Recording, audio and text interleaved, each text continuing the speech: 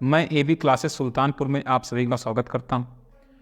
इससे पिछली क्लास में जो है हमारी चर्चा जो है यूज़ ऑफ फॉर पे हुई थी, जहाँ हमने आपको बताया था कि फॉर का प्रयोग एक्शन वर्ब के साथ हम 3 टेंस में कर सकते हैं, जिसमें से पहला टेंस था प्रेजेंट इंडेफिनिट, दूसरा था प्रेजेंट परफेक्ट और तीसरा था प्रेजेंट परफेक्ट कॉन्टिन्यूअस। और अगर नॉन एक्शन वर्ब आती है तो उसके साथ केवल एक टेंस में किया जाता है, वो टेंस होती है प्रेजेंट परफेक्ट टेंस। और इसके साथ ही साथ हमने आपको ये भी बताया था कि जो फॉर होता है वो अपने आप में ड्यूरेशन ऑफ टाइम को दिखाता है और जो सिंस होता है वो अपने आप में पॉइंट ऑफ टाइम को दिखाता है। इन सब चीज़ों पे हमारी पिछली चर्चा हो चुकी है, थोड़ा हम आज इनके आगे चलते हैं। हमने आपको past indefinite, past continuous, past perfect और पास्ट परफेक्ट कॉन्टिन्यूअस के बारे में बता दिया था। आगे चर्चा हमारी होगी पास्ट इंडेफिनिट टेंस के बारे में। जरा ध्यान समझिएगा, जो पास्ट इंडेफिनिट टेंस होता है ये अपने आप में किसी पास्ट इंफॉर्मेशन की चर्चा करता है। ये अपने आप में किसी पास्ट इंफॉर्मेशन की चर्चा करता है। पास्ट इंडेफिनिट टेंस अपने आप में किसी पास्ट इंफॉर्मेशन की चर्चा करता है, मतलब ऐसी इंफॉर्मेशन जो पहले घटित हो चुकी हो उसके बारे में अगर हम किसी को बताते हैं तो वहाँ पे हम हमेशा पास्ट इंडेफिनिट टेंस का यूज़ करते हैं। जैसे मान लो मैं कह रहा हूँ कि मैं जो है कल स्कूल गया था, तो ये ऐसी घटना है जो घटित हो चुकी है। इसको अगर हम आज किसी को बता रहे हैं, अपने पास्ट के बारे में अगर किसी को बताते हैं, तो जो पास्ट की इन्फॉर्मेशन होती है उसे हमेशा पास्ट इंडेफिनिट टेंस में यूज़ करते हैं। जैसे अगर मान लीजिए इसका थोड़ा बेसिक स्ट्रक्चर देख लीजिए। इसका बेसिक स्ट्रक्चर क्या होता है, अगर ये अपने आप में पास्ट टाइम को दिखा रहा है तो पास्ट टाइम के साथ लिए हमेशा सब्जेक्ट के साथ वर्ब की सेकंड फॉर्म प्लस ऑब्जेक्ट का प्रयोग करते हैं। क्लियर कि नहीं? अगर यहीं पे हमें इसे नेगेटिव में बनाना होगा तो नेगेटिव में बनाने के लिए हमें आपको बताया है कि जब भी नॉट का प्रयोग किया जाता है तो नॉट का प्रयोग हमेशा हेल्पिंग वर्ब के बाद और मेन वर्ब के पहले, अर्थात हेल्पिंग वर्ब और मेन वर्ब के बीच में किया जाता है। अगर ये अपने आप में पास्ट इंडेफिनिट टेंस है तो इसमें पास्ट इंडेफिनिट टेंस में हमेशा हेल्पिंग वर्ब डिड का प्रयोग करते हैं। आपको पता होगा जब हमने चार्ट बनवाया था तो उसे बनाया था डू, डिड और डन।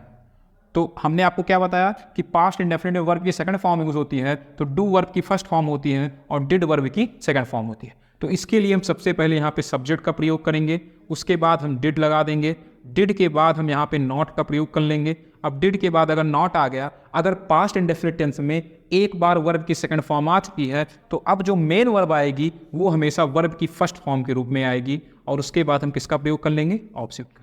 ये अपने आप में मेन वर्ब होता है और ये अपने आप में हेल्पिंग वर्ब है। हेल्पिंग वर्ब और मेन वर्ब के बीच में हम किसका प्रयोग करते हैं? तो नॉट का प्रयोग करते हैं। तो आपको क्या याद रखना है कि subject plus did plus not plus verb की first form plus object.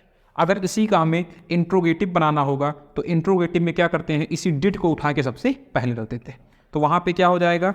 Did plus subject plus verb की फर्स्ट फॉर्म प्लस ऑब्जेक्ट। ये चीज़ आपको थोड़ा याद रखना है। इसका बेसिक स्ट्रक्चर, अगर आपका बेसिक स्ट्रक्चर में अफर्मेटिव सेंटेंस है तो सब्जेक्ट प्लस वर्ब की सेकंड फॉर्म प्लस ऑब्जेक्ट। अगर इसी में कोई नेगेटिव सेंटेंस है तो subject plus did plus not plus verb की फर्स्ट फॉर्म प्लस ऑब्जेक्ट। अगर यहीं पे कोई इंट्रोगेटिव सेंटेंस है तो did plus subject plus verb की फर्स्ट फॉर्म प्लस ऑब्जेक्ट, अर्थात हम डिड के साथ वर्ब की फर्स्ट फॉर्म का प्रयोग करते हैं। इस चीज़ को थोड़ा सा याद रखिएगा कि अगर कहीं पे डिड लिखा हुआ मिल गया, अर्थात एक बार वर्ब की सेकंड फॉर्म आ गई, तो उसके बाद हमेशा मेन वर्ब की फर्स्ट फॉर्म का प्रयोग करते हैं। ये चीज़ थोड़ा सा बेसिक स्ट्रक्चर याद रखिएगा। अब जरा इसमें आगे देखो क्या होता है। जैसे मान लो अगर कहीं पे आपको ये लिखा हुआ दे दें कि I went to Mumbai, I went to Mumbai, तो आप सबको पता होगा कि वर्ब की फर्स्ट फॉर्म गो होती है, वर्ब की सेकंड फॉर्म वेंट होता है और वर्ब की थर्ड फॉर्म क्या होती है? तो यहाँ पे हमने आई के साथ अगर वर्ब की सेकंड फॉर्म का यूज़ किया, ये अपने आप में वर्ब की सेकंड फॉर्म को रिप्रेजेंट कर रहा है, तो ये अपने आप में कौन सा टेंस हो गया? Past indefinite tense. क्लियर? अगर इसी को हम नेगेटिव बनाना चाहें तो आई लगाएंगे, आई के बाद हम हेल्पिंग वर्ब डिड का प्रयोग करेंगे और डिड के बाद हम नॉट लगा देंगे। अब अगर एक बार डिड जो है वर्ब की सेकंड फॉर्म के तौर पे आ चुका है तो इसके साथ वर्ब की फर्स्ट फॉर्म यूज होगी और वेंट का फर्स्ट फॉर्म क्या होता है? गो। तो क्या हो जाएगा? I did not go there. Clear हुआ कि नहीं? तो आपको क्या ध्यान रखना है कि अगर किसी सेंटेंस में वर्ब की सेकंड फॉर्म यूज हो रही है वो अफर्मेटिव सेंटेंस में, वो अपने आप में अफर्मेटिव सेंटेंस होगा। और अगर किसी सेंटेंस में डिड लग जा रहा है अर्थात वर्ब की सेकंड फॉर्म एक बार यूज़ हो जा रही है तो उसके साथ हमेशा वर्ब की फर्स्ट फॉर्म का यूज़ करेंगे। क्लियर हुआ कि नहीं? तो आपको क्या याद रखना है कि पास्ट इंडेफिनिट टेंस अपने आप में किसी पास्ट इंफॉर्मेशन की चर्चा करता है। इसका बेसिक स्ट्रक्चर क्या होता है? सब्जेक्ट प्लस वर्ब की सेकंड फॉर्म प्लस ऑब्जेक्ट, या फिर subject plus did plus not plus verb की फर्स्ट फॉर्म प्लस ऑब्जेक्ट। यही आपको ध्यान रखना है कि अगर एक बार डिड लग गया तो इसके बाद हमेशा वर्ब की फर्स्ट फॉर्म का यूज़ करेंगे। Did plus subject plus verb की फर्स्ट फॉर्म प्लस ऑब्जेक्ट। मतलब सीधा सीधा कहें कि अगर हम कहें अफर्मेटिव सेंटेंस में मेन वर्ब की सेकंड फॉर्म का यूज़ करते हैं, जबकि नेगेटिव या फिर इंट्रोगेटिव सेंटेंस में हम डिड हेल्पिंग वर्ब के साथ मेन वर्ब की फर्स्ट फॉर्म का यूज़ करते हैं। क्लियर हुआ कि नहीं? तो ये चीज़ आपको थोड़ा सा याद रखना है कि इसमें इसका बेसिक स्ट्रक्चर क्या होता है। अब ज़रा ध्यान दीजिए, हम यहाँ पे आपको क्या बताना चाह रहे हैं कि पास्ट इंडेफिनिट टेंस जो अपने आप में होता है, ये अपने आप में एक पास्ट इंफॉर्मेशन की चर्चा करता है। ये अपने आप में किसकी चर्चा करता है? एक पास्ट इंफॉर्मेशन की। और पास्ट इंफॉर्मेशन को दिखाने के लिए कुछ एडवर्ब होते हैं। जैसे हमने आपको क्या बताया था कि प्रेजेंट इंडेफिनिट टेंस अपने आप में परमानेंट प्रोसेस की चर्चा करता है, और परमानेंट प्रोसेस को दिखाने के लिए कुछ एडवर्ब होते हैं, जैसे कि एवरीडे, ऑलवेज, नेवर, सेल्डम। वैसे हमने प्रेजेंट कॉन्टिन्यूअस में कुछ एडवर्ब लिखाई थी। सेम वही कॉन्सेप्ट पास्ट इंडेफिनिट का भी होता है। कुछ एडवर्ब ऐसी होती हैं जो अपने आप में पास्ट इंफॉर्मेशन को बताती हैं। जो अपने आप में किन्हें बताती हैं? Past information. और पास्ट इंफॉर्मेशन को अगर बताएंगी तो उन एडवर्ब के साथ हम हमेशा किस टेंस का यूज़ करेंगे? पास्ट इंडेफिनिट टेंस का। जैसे कि अगर आपको कहीं पे यस्टरडे लिखा हुआ मिल जाए तो यस्टरडे अपने आप में पास्ट टाइम को बताता है।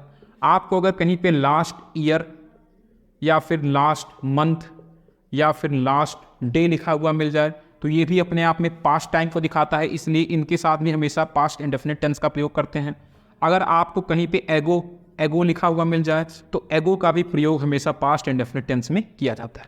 क्लियर हुआ कि नहीं? तो आपको क्या याद रखना है कि अगर कहीं भी आपको yesterday, last year, last month, last day या फिर एगो लिखा हुआ मिल जाए तो उनके साथ हम हमेशा पास्ट इंडेफिनिट टेंस का प्रयोग करते हैं। जैसे अगर हम आपको ये लिख दें कि I have come here, I have come here yesterday, I have come here yesterday, तो आप तुरंत बताएंगे सर यहाँ पे हैव लगा है। हैव अपने आप में प्रेजेंट टाइम को बताता है और कम अपने आप में वर्ब की थर्ड फॉर्म है, अर्थात ये परफेक्ट प्रोसेस को बता रही है। तो ये कौन सा टेंस हो गया? Present perfect tense. और अपने आप में जो एडवर्ब लगी है यस्टरडे, ये अपने आप में पास्ट इंडेफिनिट टाइम को बताती है, अर्थात पास्ट टाइम को बताती है, अर्थात पास्ट एडवर्ब है। तो इन दोनों का कॉम्बिनेशन एक साथ नहीं हो सकता है, क्योंकि अब प्रेजेंट टाइम में ही पास्ट टाइम की चर्चा नहीं कर सकते। तो आपको क्या याद रखना है? ये सेंटेंस क्या हो जाए? गलत हो जाए। इसको सही करने का तरीका क्या है? हम यस्टरडे के साथ किस टेंस का यूज़ करते हैं? तो आप तुरंत आंसर देंगे कि हम यस्टरडे के साथ पास्ट इंडेफिनिट टेंस का यूज़ करते हैं। इसीलिए यहाँ पे आई के साथ पास्ट इंडेफिनिट टेंस अर्थात वर्ब की सेकंड फॉर्म का प्रयोग करेंगे। क्लियर हुआ कि नहीं? आपको क्या याद रखना है कि यस्टरडे अपने आप में एक पास्ट वर्ड है। इस पास्ट वर्ड का इस्तेमाल हम प्रेजेंट परफेक्ट टेंस में करेंगे तो सेंटेंस क्या हो जाएगा? गलत हो जाएगा। अगर आपको कहीं भी यस्टरडे लिखा हुआ मिले अर्थात एक पास्ट वर्ड लिखा हुआ मिले तो उसका प्रयोग केवल और केवल पास्ट इंडेफिनिट टेंस में किया जाएगा। क्लियर है कि नहीं? पास्ट इंडेफिनिट टेंस में क्या लगाते हैं? सब्जेक्ट प्लस वर्ब की सेकंड फॉर्म प्लस ऑब्जेक्ट। तो क्या हो जाएगा? कम। कम का सेकंड फॉर्म क्या होता है? कम, केम, कम। तो क्या हो जाएगा? आई केम हियर यस्टरडे। क्या हो जाएगा? आई केम हियर यस्टरडे। तो इस तरीके से आपको थोड़ा सा याद रखना है कि यहाँ पे अगर आपको इसके साथ यस्टरडे लिखा हुआ मिलेगा तो यस्टरडे के साथ हम हमेशा प्रेजेंट इंडेफिनिट टेंस अर्थात वर्ब की सेकंड फॉर्म का प्रयोग करते हैं। क्लियर हुआ कि नहीं? ऐसे ही मान लीजिए यहाँ पे एक वर्ड और लिखा हुआ दे दे। ये सेंटेंस पूछा गया था 2017 के पेपर में कि Ram tells me that he has done this work 5 years ago। अब ये सेंटेंस अपने आप में पूछा गया है। Ram tells me that, Ram मुझसे बताता है that he has done this work 5 years ago, कि वह यह काम 5 साल पहले कर चुका है। अब मेरी बात बहुत ध्यान समझिए कि यहाँ पे देखो कि यहाँ पे आप अपने आप में देखेंगे कि इस सेंटेंस में कोई दिक्कत नहीं है, लेकिन ये वाला जो सेंटेंस है इसमें हैज़ लगाया है और हैज़ के साथ क्या लगा दिया है? डन। हैज़ डन का मतलब एक कौन सा टेंस हो गया? Present perfect tense. कौन सा टेंस हो गया? Present perfect. और प्रेजेंट परफेक्ट में उसने किसका यूज कर लिया? एगो। एगो अपने आप में किसकी वर्ब होती है? पास्ट इंडेफिनिट टेंस की। तो अगर वर्ब पास्ट इंडेफिनिट टेंस की है तो पास्ट इंडेफिनिट टेंस की वर्ब के साथ हम पास्ट इंडेफिनिट टेंस का ही प्रयोग करेंगे। यहां पे उसने कौन सा टेंस यूज कर लिया है? Present perfect tense. तो हम यहां से इस प्रेजेंट परफेक्ट टेंस को काट के यहां पे हम किसका यूज कर लेंगे? पास्ट इंडेफिनिट टेंस का। जैसे क्या हो जाएगा कि Ram tells me that he, अब देखिए has done, do, did, done, तो यहां पे हम वर्ब की सेकंड फॉर्म किसका यूज करेंगे? Did. He did this work 5 years ago। He did this work 5 years ago। तो क्या हो जाएगा? Ram tells me that, Ram मुझसे बताता है, ही डिड दिस वर्क, उसने यह काम किया 5 साल पहले, 5 years ago। तो आपको क्या याद रखना है कि अगर कहीं पे yesterday, last year, last month, last day या फिर एगो लिखा हुआ मिल जाए तो ये सब अपने आप में पास्ट इंफॉर्मेशन को बताती हैं। और पास्ट इंफॉर्मेशन को बताने के लिए हम हमेशा पास्ट इंडेफिनिट टेंस का प्रयोग करते हैं, अर्थात सब्जेक्ट के साथ हम वर्ब की सेकंड फॉर्म का प्रयोग करते हैं। तो यहाँ पे आप देखेंगे अगर अपने आप में एगो लिखा हुआ मिला है और सब्जेक्ट के साथ वर्ब की सेकंड फॉर्म अर्थात डिड लिखी हुई मिली है तो ये सेंटेंस बिल्कुल सही है, इस सेंटेंस में कोई भी दिक्कत नहीं है। तो क्या हो जाएगा? Ram tells me that, Ram मुझसे बताता है, ही डिड दिस वर्क, उसने यह काम किया 5 years ago, 5 साल पहले। क्लियर हुआ कि नहीं? तो अगर आपको कहीं पर भी last year, last month, last day, yesterday या फिर एगो लिखा हुआ मिले तो ये अपने आप में पास्ट टाइम को दिखाता है। और पास्ट टाइम को दिखाने के लिए हम हमेशा पास्ट इंडेफिनिट टेंस का यूज करते हैं, जो कि अपने आप में सब्जेक्ट के साथ वर्ब की सेकंड फॉर्म लगाने से बनती है। क्लियर हुआ कि नहीं? अगर यहीं पे हम एक सेंटेंस और लिख दें कि आई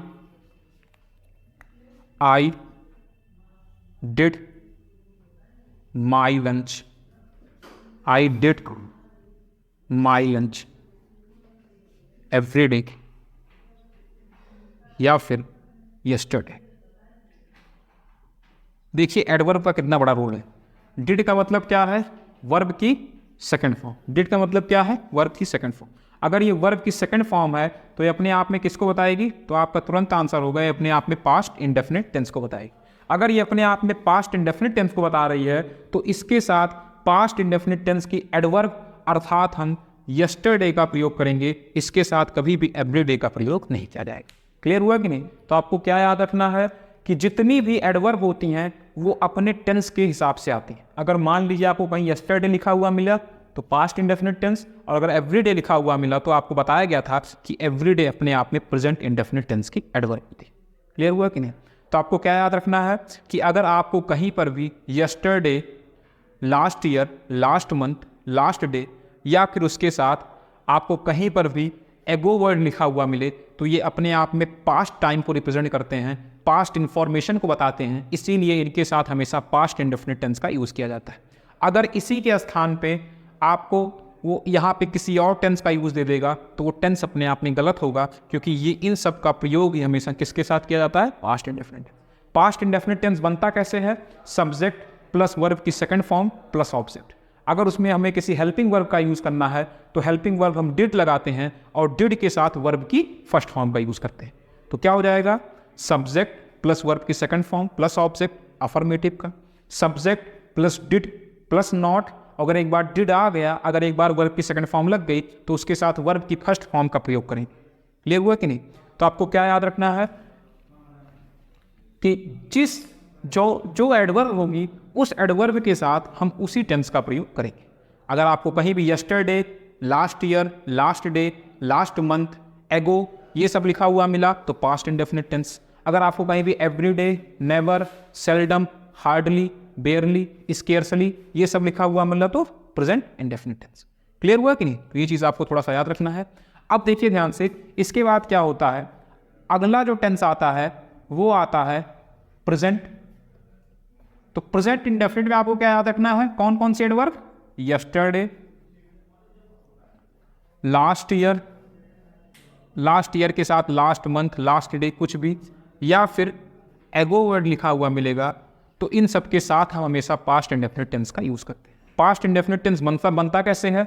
सब्जेक्ट प्लस वर्ब की सेकंड फॉर्म प्लस ऑब्जेक्ट। इसके साथ हेल्पिंग वर्ब क्या लगाते हैं, subject plus did plus verb की फर्स्ट फॉर्म प्लस ऑब्जेक्ट। आपको क्या ध्यान रखना है कि अगर डिड आ गया तो अब वर्ब की फर्स्ट फॉर्म का प्रयोग करेंगे, वर्ब की फर्स्ट फॉर्म का प्रयोग करेंगे। ये चीज़ आपको थोड़ा सा याद रखना है। अगर हम कहीं पे ये लिख के दे दें कि he did not went to Lucknow, ये भी कभी कभी दे दिया था। थोड़ा ध्यान रखिएगा कि अगर डिड पहले से एक बार वर्ब की सेकंड फॉर्म आ गई है तो अब वेंट लगाने की कोई भी आवश्यकता नहीं है। आप वेंट के स्थान पे क्या लगाएं, क्योंकि वेंट कौन सी फॉर्म होती है, वर्ब की सेकंड फॉर्म। अगर पहले से वर्ब की सेकंड फॉर्म आ गई है तो इसके बाद हमेशा वर्ब की कौन सी फॉर्म आएगी, फर्स्ट फॉर्म। तो यहाँ पे हम वेंट को काट के क्या लगा देंगे, गो का यूज़ कर लेंगे। किसका यूज़ कर लेंगे, गो का। तो आप सीधा सीधा याद रखिए कि अगर अफर्मेटिव मिलेगा तो वर्ब की सेकंड फॉर्म, और अगर नेगेटिव या इंट्रोगेटिव मिलेगा तो डिड के साथ वर्ब की फर्स्ट फॉर्म का प्रयोग करेंगे। एडवर्ब क्या क्या है, yesterday, last year, last month, last day, या फिर एगो।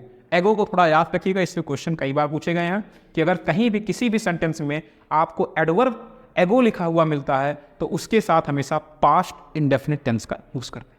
क्लियर हुआ कि नहीं। अब ज़रा देखिएगा, पास्ट इंडेफिनिट टेंस के बाद जो अगला टेंस आता है वो अपने आप में पास्ट परफेक्ट टेंस का जिक्र करते हैं। Past perfect tense, past continuous की चर्चा इसके बाद करेंगे, क्योंकि उसके कुछ कॉन्सेप्ट ऐसे होते हैं जो थोड़ा सा इससे रिलेट करते हैं। तो हम पहले पास्ट इंडेफिनिट के बाद पहले पास्ट परफेक्ट की चर्चा करेंगे। टाइम कौन सा है, पास्ट। एक्शन कौन सा है, परफेक्ट। एक्शन कौन सा है, परफेक्ट। मतलब ये ऐसे एक्शन की बात कर रहा है, ऐसे एक्शन की बात कर रहा है जो पास्ट में ही कंप्लीट हो चुका है, पास्ट में ही कंप्लीट हो चुका है। मतलब जैसे हम आपसे कहते हैं कि मान लीजिए ये कोई टाइम लाइन है, टाइम लाइन को बहुत ध्यान समझिएगा, इस टेंस में इस टाइम लाइन का बहुत बड़ा रोल है। टाइम लाइन जो होती है उसमें अगर कोई चीज़ बोलते हैं या कोई भी बात करते हैं हमेशा किस में करते हैं, प्रेजेंट में। प्रेजेंट में रह के हमेशा, प्रेजेंट में रह के हम या तो पास्ट की बात बोलते हैं जो हमारे साथ घटित हो चुकी है, या फिर प्रेजेंट में रह के हम फ्यूचर की बात बोल सकते हैं जो हमारे साथ घटित होने वाली है। क्लियर हुआ कि नहीं। लेकिन इस पास्ट टाइम से पहले भी एक टाइम होता है जिसे बोलते हैं पास्ट परफेक्ट। जिसे क्या बोलते हैं, पास्ट परफेक्ट। पास्ट परफेक्ट का मतलब क्या होता है, ऐसा एक्शन जो पास्ट में ही कंप्लीट हो चुका हो और उसे हम अब बता रहे हैं। समझ में आया कि नहीं। जैसे एक एग्जांपल समझिए, मान लीजिए मैं गया, क्लास लिया, क्लास लेने के बाद मैं स्टूडियो में आया और स्टूडियो में आने के बाद आपको पढ़ा। तीन एक्शन हमने आपको क्या बताया, क्लास लिए, क्लास लेने के बाद स्टूडियो में आए, स्टूडियो में आने के बाद आपको पढ़ा रहे हैं।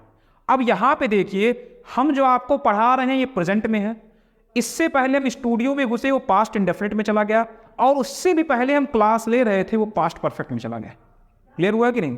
हमने आपको क्या बताया कि अभी अभी हम आपको पढ़ा रहे हैं, अभी अभी हमने आपको पढ़ा रहे हैं, तो ये अपने आप में प्रेजेंट में है पढ़ाना।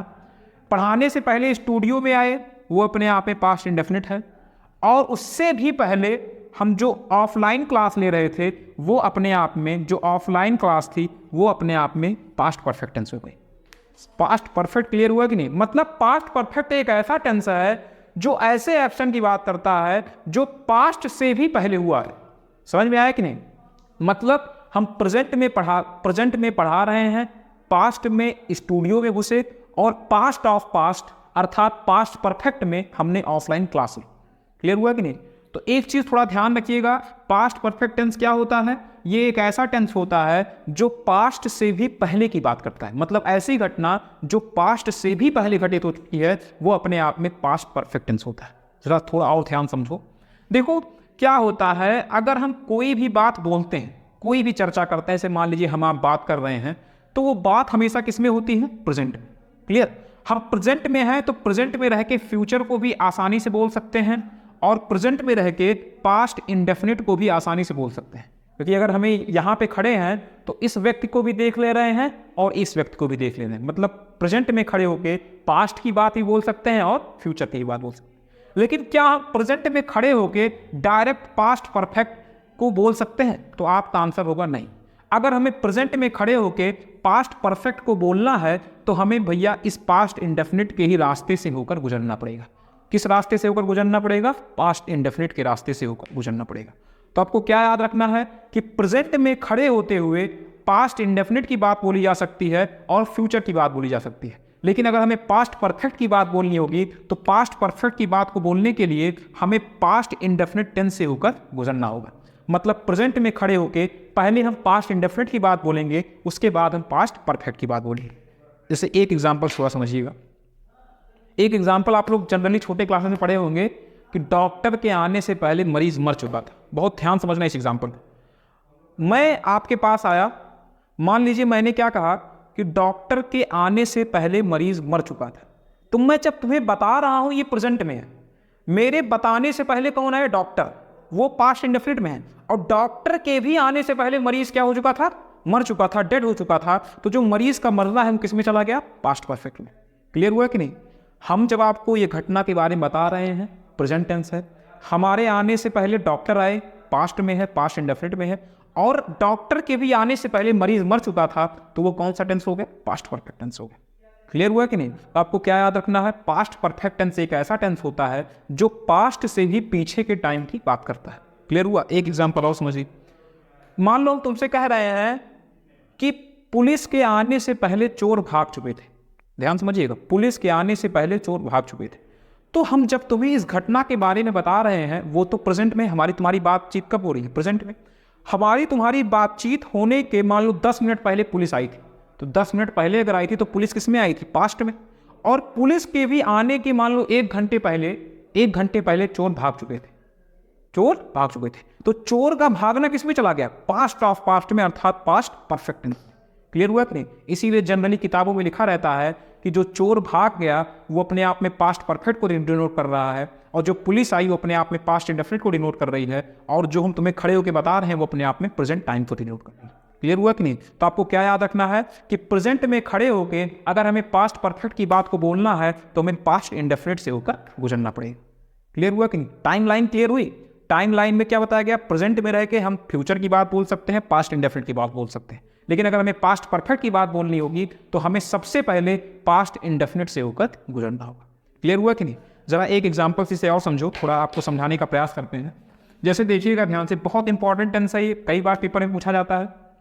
मान लीजिए हमने आपको ये कहा कि वही एग्जाम्पल समझिए। मान लीजिए आप मुझसे मिलने आए रात को 9 बजे।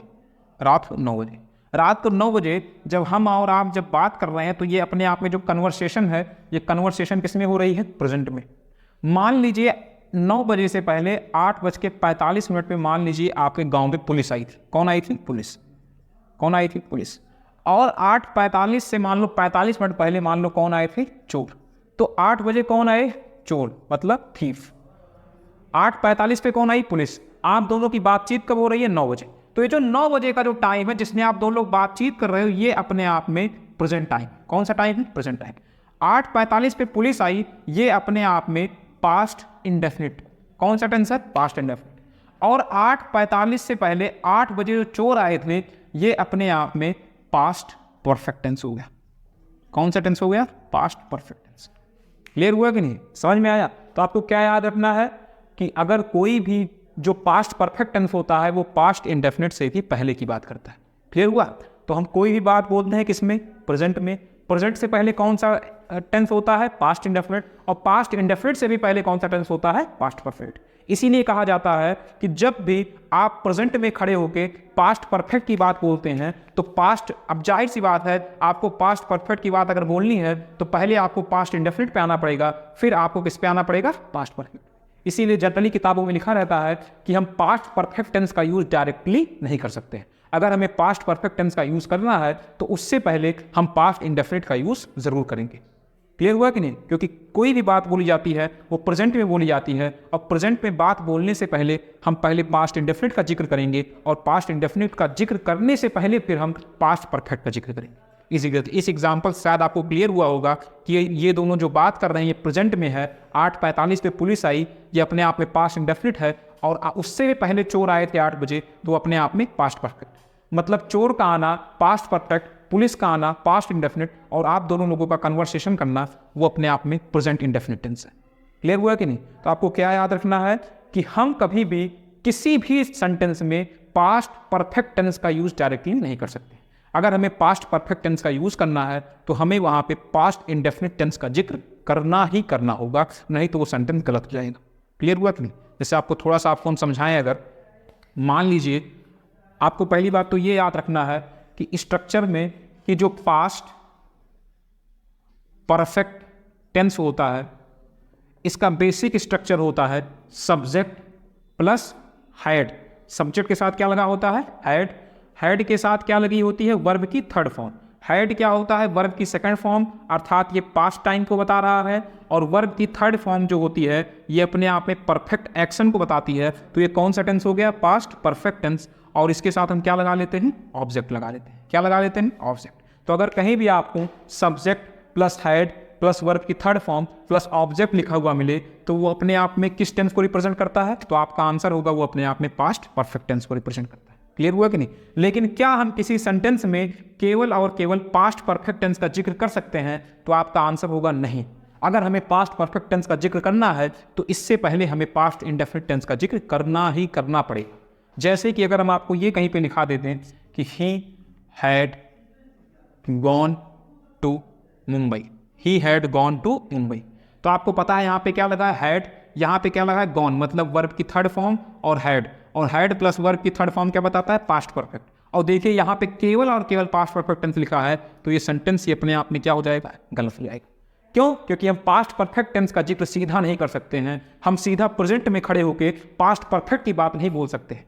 क्लियर हुआ कि नहीं? तो आपको पहला पॉइंट क्या याद रखना है कि किसी भी सेंटेंस को सीधे सीधे पास्ट परफेक्ट टेंस में लिखा ही नहीं जा सकता है। क्लियर हुआ?